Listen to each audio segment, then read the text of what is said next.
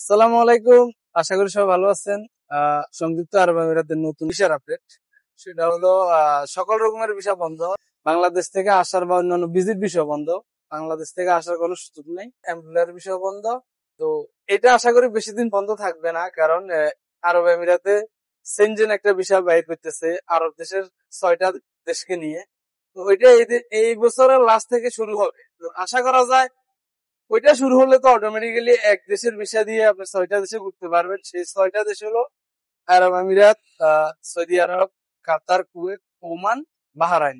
এই 6টা দেশ মিলে একটা ভিসা করতেছে সেনজেন, শুধু ভিজিটরদের জন্য। এক ভিসা দিয়ে এই 6টা দেশে যেতে পারবেন। সেটা আশা করি এদের চুক্তি হয়ে গেছে, তবে এটা কার্যকর হবে এই বছরের শেষে।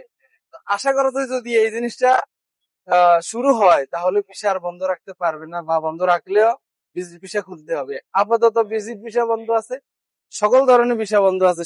তো যারা এই মুহূর্তে আমিরাতে আসার জন্য প্ল্যান করতেছেন তারা আরো কিছুদিন পরে আসেন, বেস্ট টাইম হবে। ওয়েদারও ভালো হবে। এখন প্রচুর পরিমাণে গরম, কাম কাজ নাই বললেই চলে যারা ফ্রি ভিসা দিতে।